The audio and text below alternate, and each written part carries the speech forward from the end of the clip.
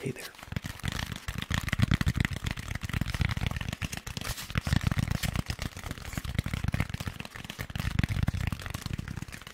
Hope you are doing well. Hope you are doing well.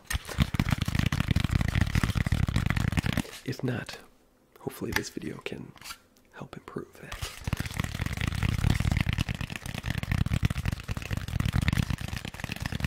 We're just going to be tapping and maybe a little bit of rambling.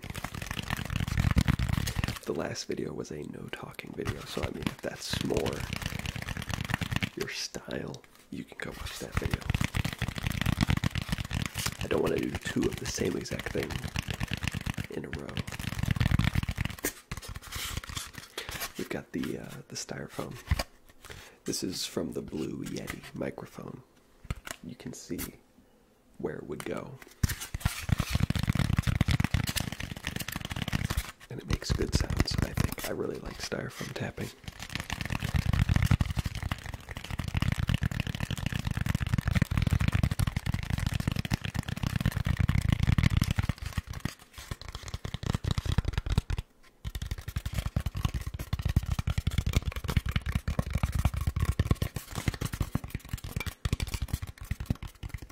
I know I've said that a lot of times before, but you never know. Someone could be watching this channel for the very first time and they know absolutely nothing about me. And they could think, you know, maybe this guy really hates Styrofoam tapping, but he's just doing it because it's a good ASMR sound. But no, I do actually really like Styrofoam tapping.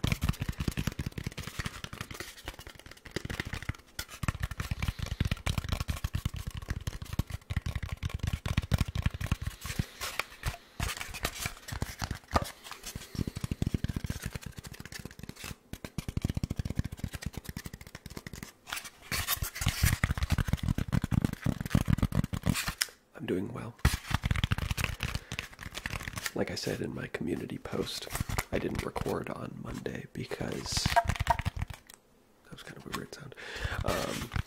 Because the eclipse was happening and I was watching the eclipse. It was pretty cool. In 2017, there was that eclipse that took a fairly similar path. It wasn't exactly the same, but you know, it stretched across a lot of North America.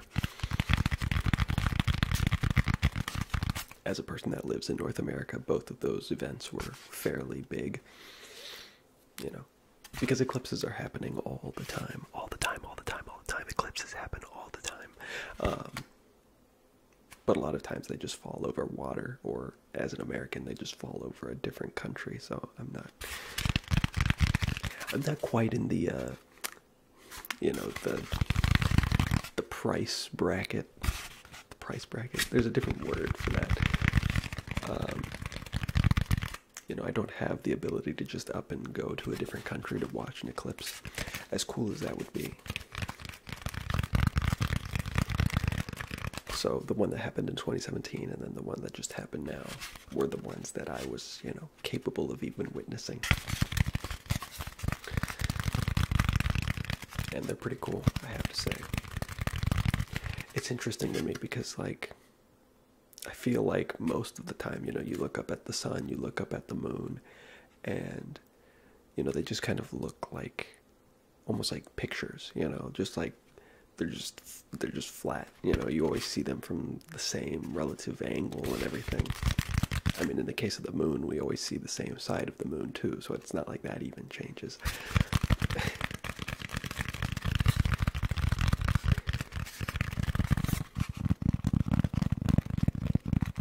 But I feel like during an eclipse, you can actually kind of get like a feel for the fact that they are these massive objects in space, you know.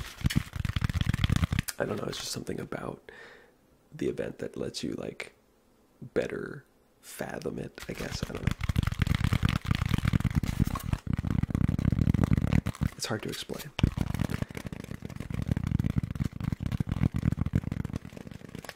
But it just, to me anyway, it gives me a better idea of, like, I feel like I can almost, like, judge the depth better somehow. I don't know why.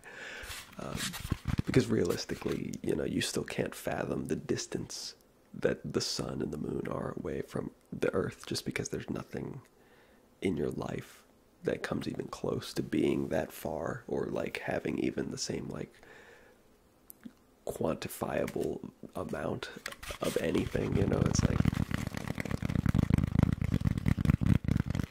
there's pretty much nothing in your life that will ever be that big or that plentiful or whatever. So you're never going to be able to fathom it, because, you know, we didn't evolve to need to be able to fathom it.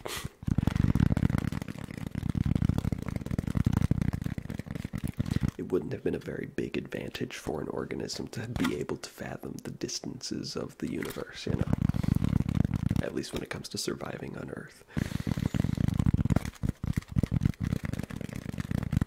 But still, during an eclipse, I feel like you can kind of like make some sense of the distances and everything. I don't know, at least more than usual. But it is really cool. I'm pretty into like space and stuff. It's I don't know, the promise of like boundless possibilities and everything. Despite the fact that, in all honesty, it seems pretty unlikely that humans, if not like any species ever, will be capable of like actually exploring the cosmos, you know. It makes for great science fiction material, but the practicality of actually moving through the universe fast enough to close the distance between such far apart objects is just, it's probably never going to happen. Certainly not within my lifetime, unfortunately, if possible at all. But it's still fun to look up there and dream, you know. And there's plenty of cool things that we get to see just from Earth anyway, like eclipses. Most of my viewers are from America, and I'm pretty sure that everywhere in America saw at least a partial eclipse. And maybe like Alaska did not, but I don't know how many Alaskan viewers I have. If you're from Alaska, let me know. But yeah, if you live in America, did you watch the eclipse? Did you care about it? Because I mean, you know, at the end of the day, while it is very cool, it really doesn't, you know, it's not important at all. So I can understand that a lot of people probably just didn't care. A lot of people probably just didn't even know it was happening.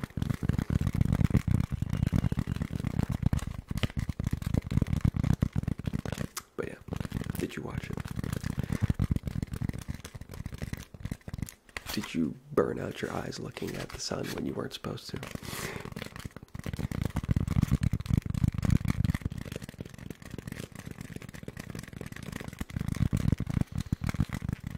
I don't know how, like, many people believed this, but I did hear that, like, people were saying it was going to be the end of the world.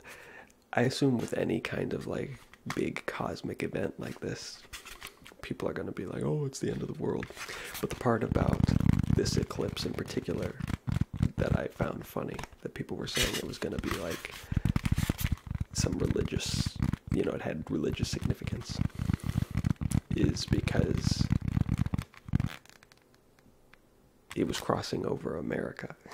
You know, all of these American religious people. It's like eclipses happen all the time, you know, that, like, all the time. This one just happened to be crossing over America, and this just happens to be the one that's the end of the world. I don't know. There's like a selfishness to that I find very amusing. People always talk about how Americans think they're so important, when arguably we are. I mean, come on. But still, there is just something amusing about that, to me anyway.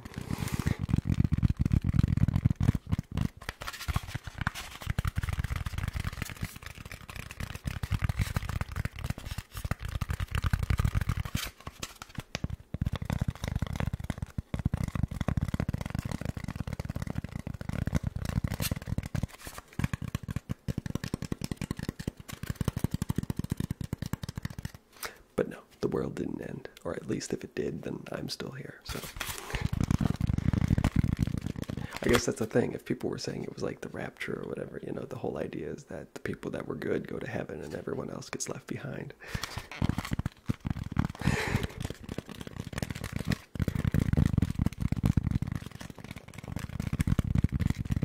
Wouldn't it be funny if the rapture was real? Like, let's say God was real and the rapture actually happened, but no one actually went to heaven because no one is deemed good enough. That'd be pretty ironic.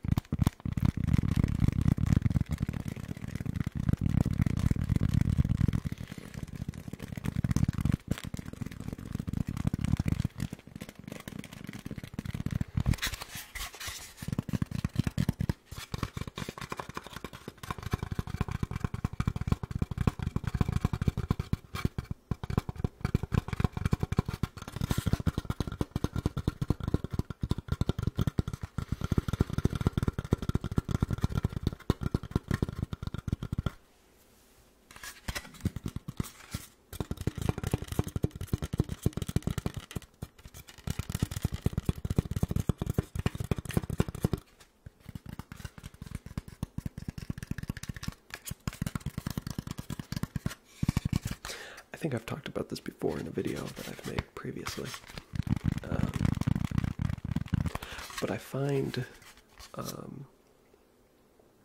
you know, it's a classic trope in science fiction that humanity or some other species of intelligent being has like expanded across, you know, the galaxy or the universe or whatever. And they inhabit multiple planets. And that's a super cool concept. But it's kind of unfortunate that in reality, while something like that is certainly within the realm of possibilities, assuming you could, you know, get to each location, you could inhabit any habitable planet, most likely. That is kind of the idea of a habitable planet.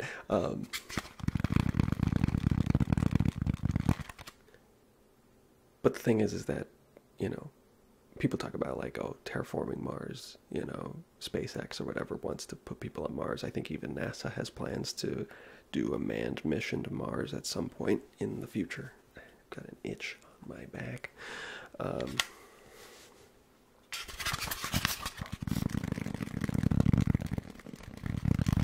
But Mars is a lot smaller than Earth. It has a third the gravity.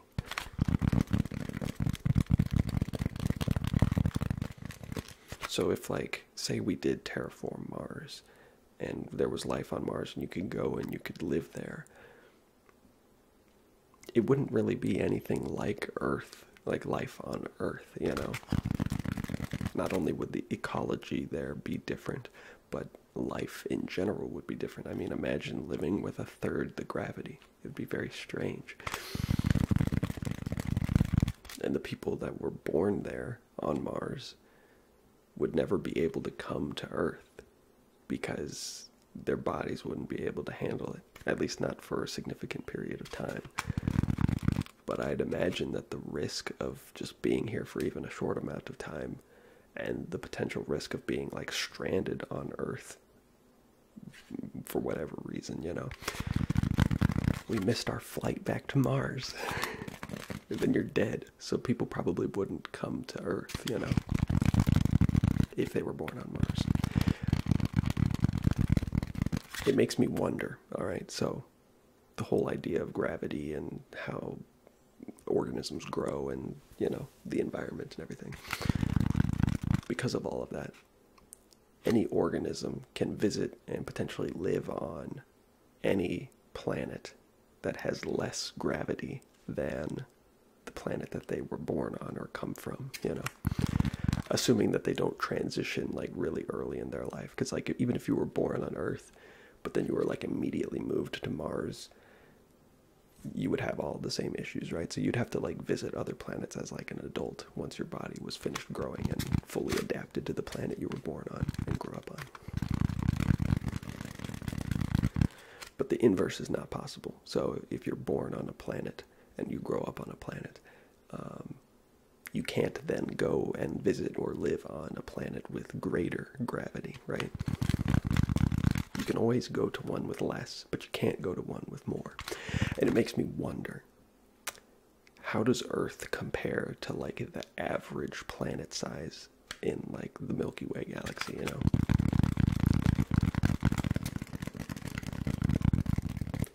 Does having humanity, you know, having humanity grown up on Earth, does that put us in a good position to explore the galaxy, or does it put us in a poor position? And by that I simply mean, are more of the planets out there heavier, more massive than Earth, or are they less massive than Earth? Because if more of them are more massive, then seemingly we wouldn't be able to visit and live on those planets even if they were habitable by life, because we just wouldn't have the physiology capable of living there, you know? But if there are more that are less massive than Earth, then that means that we would have more options, more places to spread to.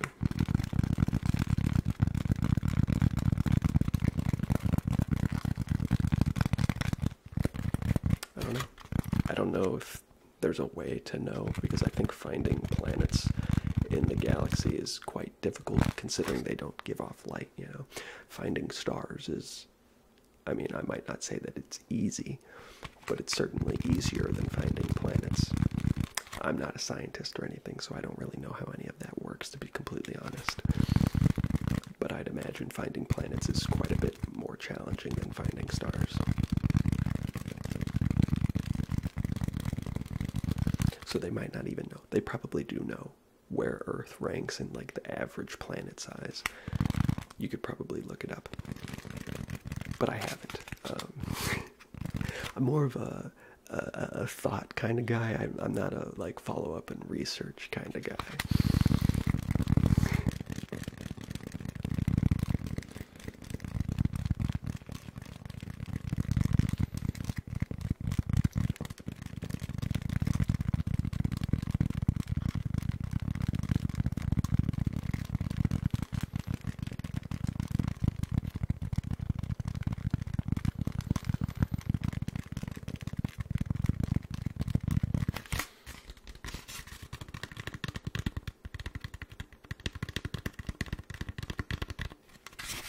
Oh, before I forget,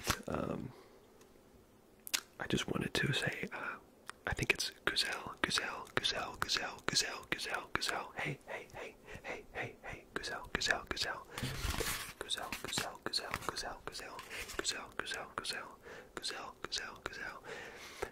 Gazelle, you left a comment on my video saying that you wanted me to say your name in the next name video, but I don't know when I'm going to do that, and I didn't want to do it for this video because I just didn't. So I'm doing it now. So hopefully you watched this part of the video. I probably should have done it earlier on, but sorry. But Gazelle, pay attention, pay attention, pay attention, pay attention, pay attention, pay attention, pay attention. Okay. Great. There you go, Gazelle. Okay, bye, Gazelle. Everyone say goodbye, Gazelle. Goodbye, Gazelle. Hopefully I said your name right. I don't know. You gave me like the pronunciation, but I don't really know how to read those, like with all the lines and everything. Sorry.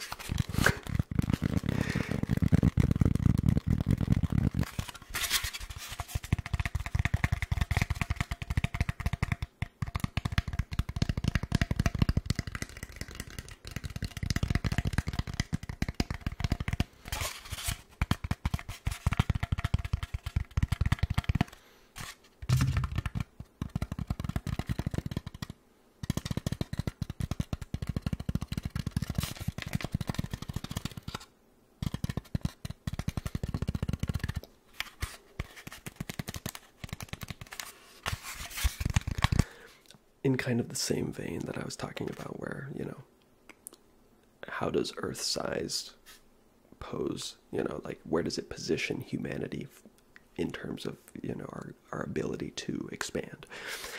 I often think about how our solar system is you know, and I mean, again, I'm not that smart. I don't know that many things, so I could be wildly off here. But it seems like to me that humanity was almost quite lucky in a way to inhabit a solar system that has all of the things that our solar system has. You know, we have a gas giant with, you know, well, we have multiple, but, you know, I'm just saying that, you know, we've got planets with rings. You know, it's feasible to imagine that if we didn't live in a solar system that had the things that our solar system has, there's a possibility that we wouldn't even know that those things are possible, you know. Again, I could be wildly wrong there. Maybe you can just do the calculations and shit. You probably can. But I suppose there's a possibility. I mean, having something in your own backyard makes it a lot easier to study it and to understand it, you know.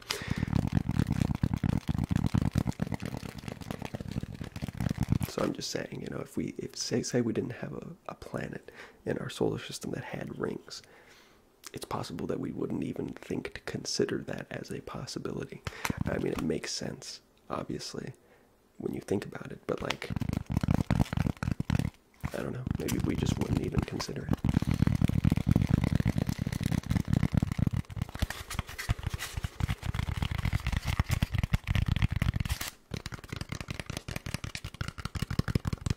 And in that same vein, while our solar system does seem to have a pretty good variety of things, it probably most certainly does not have everything. And I mean, obviously there's plenty of celestial objects that we know of that our solar system does not contain, but maybe there are things that exist out there that we just don't even know, or we don't even know to think to look for these things, or to like think of them in general, you know, just because we've never even seen something, so we can't even really fathom it. Again, I'm probably wrong about that, just because there's a lot of really smart people out there, and the universe is governed by math, and it's consistent across the entire universe, so, you know,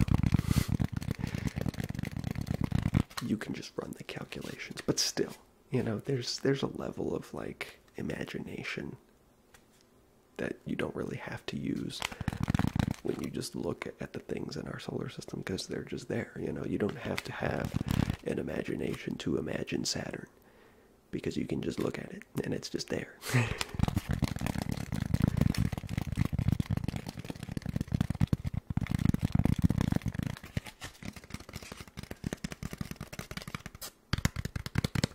I don't know.